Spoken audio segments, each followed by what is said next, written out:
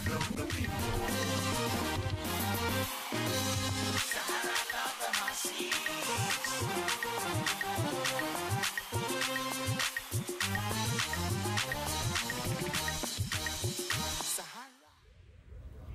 You're still logged in on SaharaTV, Everything Africa.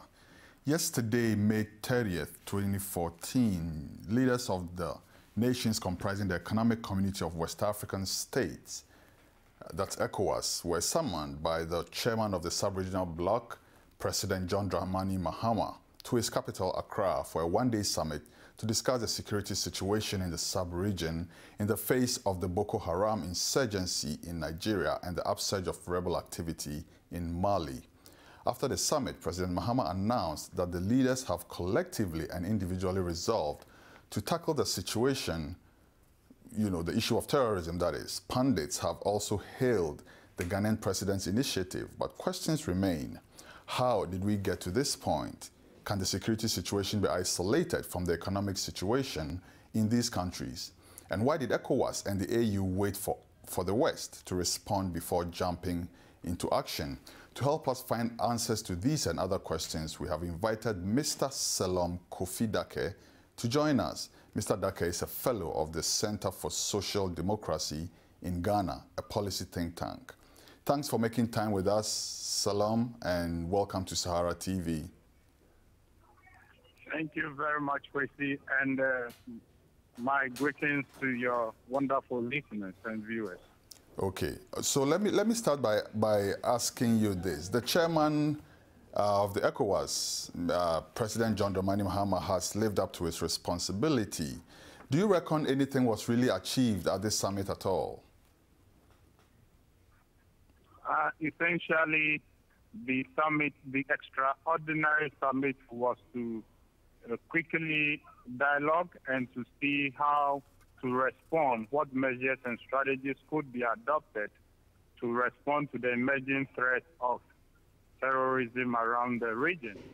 And the fact that many heads of state and government were able to take time off their schedule and make it to Accra, and dialogue took place among the leaders, I think that to a large extent is a success in itself, because the only way to move forward is to keep dialoguing and drawing up strategies to resolve the pertinent issues that confront our region. But shouldn't this have happened a long time ago, though? Why did the heads of state wait for so long to do something like this? I wouldn't say they waited for so long, because there have been several meetings. This is an extraordinary session, because even in the past month, there was a meeting in Yamoussoukro. There was a meeting, all heads of state and government met in Yamoussoukro, ECOWAS, to deliberate on development within the region. And even there have been presidential to presidential level interactions, government to government level. It's not everything that is put within the public domain.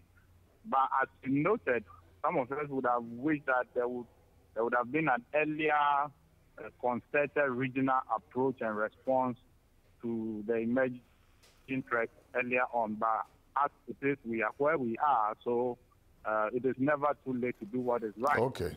All right. Now, let's get to the fine point of the resolutions that came out of this meeting.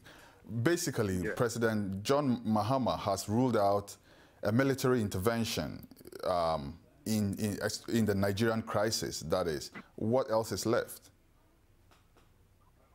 Thank you very much.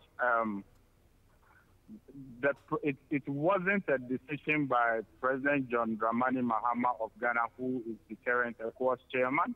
It was a decision adopted by all the heads of state of ECOWAS who were present at the meeting. So that is the correction. Well, let me clarify though that I did not say it was his decision. I said he announced. So he did so in his capacity as the chairman of the AU. So yeah, please go on. Yeah. So I'm stressing that it was a collective decision by the heads of state and government present that they will not use military intervention, because President Goodluck Jonathan had presented the national plan that they are pursuing. And they, after being assured by the President of Nigeria, said they were content. They were very satisfied with the approach and the plans put in place so far. So the best they can do is to support the national effort. The best the ECOWAS regional body, as a regional body, can do. I hear you say that. I hear you say that, but I'm still a bit uncomfortable with the reason assigned to this decision. The president, that's President Mahama, stated that President Jonathan has assured them that he basically has the situation under his control. Now, if you speak with a lot of Nigerians, they don't think that is the situation. They really have issues. They have their doubts as to whether President Jonathan can really deal with the issue on his own, and if he could, why he waited so long. Can we go to bed? Can we just, call it a day on this? Not at all. That was the very reason why the meeting was convened. The economic community, the regional body, realizing that the national leadership of Nigeria was not being able to meet the challenge head-on, needed some kind of support, external support. And they have dialogue. I think when they say they will not have military intervention, they will not send boots and troops on the ground. But that doesn't mean they will not be providing military technical expertise and resources to Nigeria to help them combat the situation. Okay. So I sincerely believe there will be technical support and also resource support. All right. To the government. Now, you as a policy analyst, you are a fellow of the policy think tank group. Can I ask you though, can the military situation be divorced from the security situation, that is, can it be divorced from the economic situation? Because if we want to go back all the way to the genesis of all this, it's heavily connected to the economic situation in both countries, that is Mali and Nigeria. Can the two situations really be divorced? I think the crisis we are in Mali is more political than economic. That is for Mali. We know there has been a spillover from the Libyan conflict. Arms have been smuggled in. The West African space has been inundated with weapons by the flow of arms from the excesses of the Libyan conflict into the Mali situation. And we know the Tuareg rebels are causing havoc and are trying to establish their own sort of sovereignty within the northern part of Mali. But when you come to Nigeria, as of now, we all don't know the reason Boko Haram, as it states, say Western education is a taboo. So that is the only reason we know so far. But sincerely, as Steve Biko said, the South African hero, he said the greatest weapon in the hands of the oppressor is the mind of the oppressed. So it brings to the fore the need to make sure that all West Africans have access to universal basic education and also further higher education, because education is a transformative, is the tool for transformation of all economies within the region. So whilst we cannot at this stage directly link the Boko Haram situation to the economic situation in West Africa, we can also not equally rule out the correlation. So we will need to explore further through research, the linkages between these two sectors.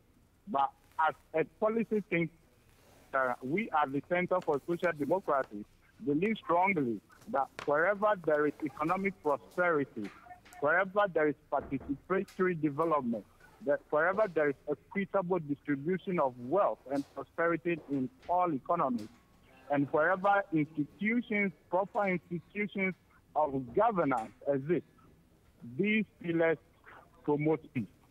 Okay. Thank you very much. All right. So President Mahama also spoke about a swift implementation of policies. That's a proposed anti-terrorism strategy in the region.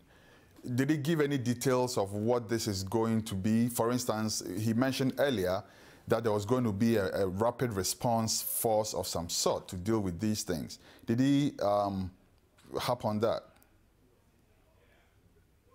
As a policy think tank, what we would advocate is that there must be transparency and openness by our leaders. Whatever policies they are pursuing, they should engage the people, especially the major stakeholders, the research institutions such as the Kofi Annan International Peacekeeping and Training Center and civil society organizations like the West Africa Civil Society Forum, so that citizens, you know, we've been saying that we want to make ECOWAS an ECOWAS of people, a regional body of the people. So openness and consultation and engagement of the citizens of the West Africa region is crucial if we are to attain the needed results. So we would like to know what the details of these plans are and what concrete input can expect individuals, research institutions, and civil society organizations can make into can input into this process. Okay. That is our all right. Now, some time ago here in New York, President Mahama made a statement that countries like Ghana, Mali, Nigeria, all these countries within the sub-regional bloc do not spend too much on security because there was not an imminent threat. So they channel the resources, the country's resources, into funding other sectors like health, transportation, etc. Now, with the upsurge of so much violence in the sub-region, do you, as a policy analyst, think that it's about time for the governments of these countries to rethink their spending strategy and to channel more funding into security?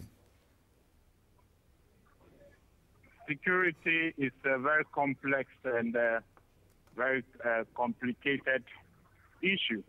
It cannot be tackled from one perspective or only one angle. It needs a multidisciplinary, a multifaceted, a multi-stakeholder approach.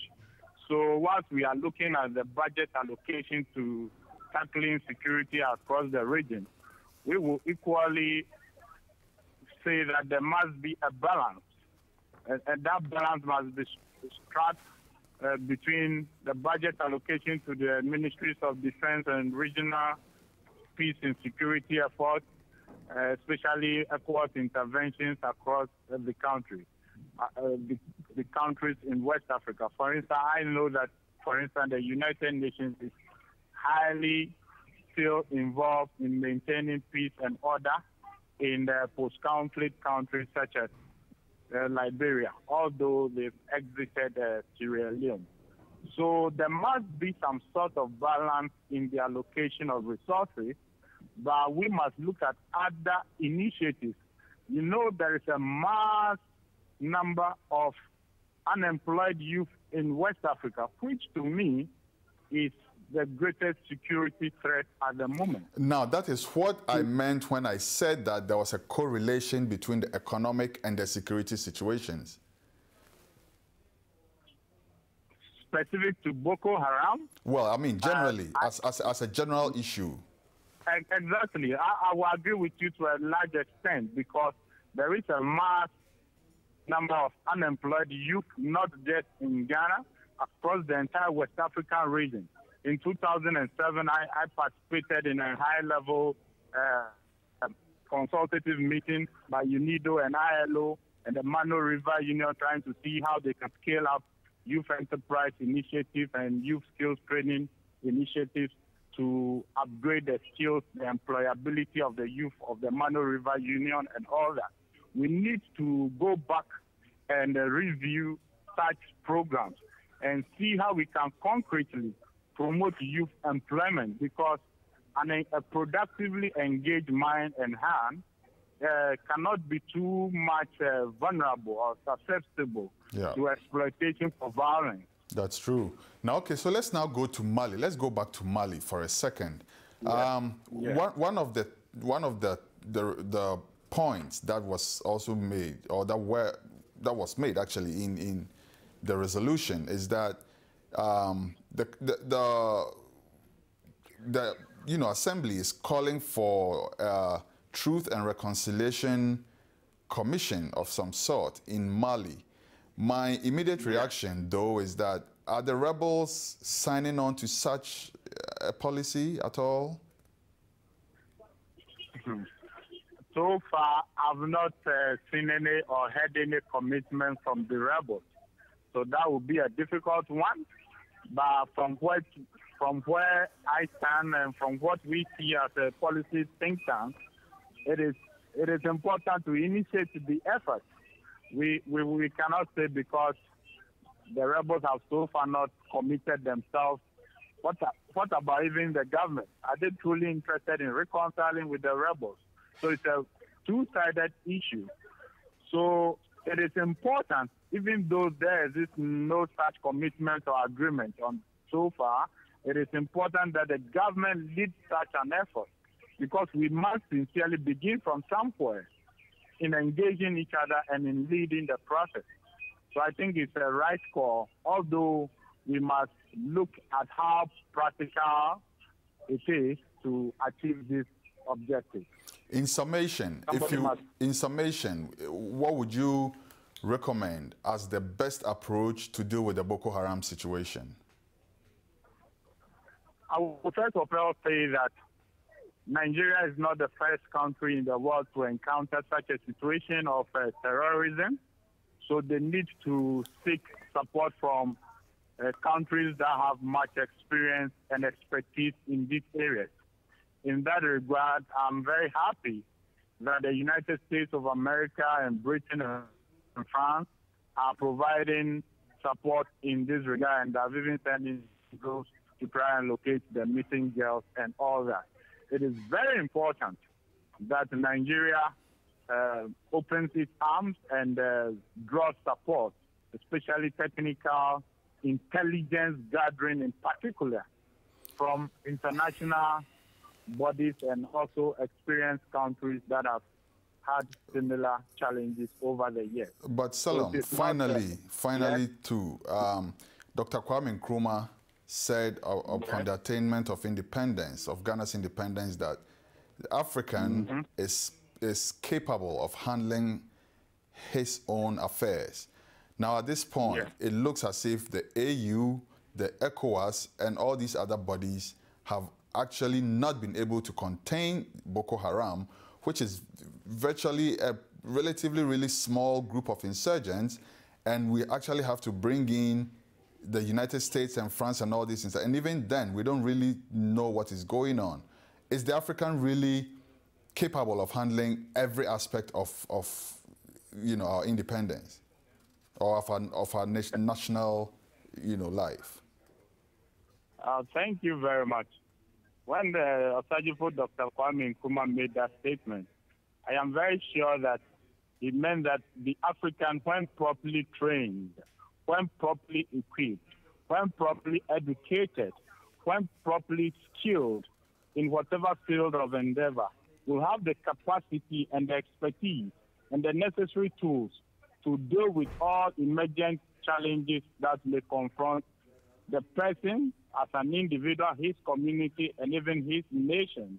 So it is rightly within context. So what we should be looking at, challenges are meant to be resolved, challenges are meant to be overcome. So we cannot say, therefore, that because we have challenges within the West African region, it means we've not been able to manage our own affairs. It is important. When Dr. Kwame Nkrumah also made that statement, it doesn't mean that we cannot collaborate with outside partners or other countries, because no nation in this globalized age and time can do all things on its own. The world is highly interconnected and interlinked. So surely there must be some sort of regional and international cooperation in tackling all issues and challenges to development. Your time is well appreciated with us, Selorm Kofi Dake. Thank you so much. Thank you very much. And once again, my regards to your wonderful viewers. I'm sure they're listening. Thank you so much. There on the line was Selorm Kofi Dake from the Social Democrats think tank in Ghana. And we were talking about the just ended summit of West African leaders to discuss the security situation in the sub-region, convened by the ECOWAS chairman, John Mahama. Stay tuned. This is Sahara TV. More follows this.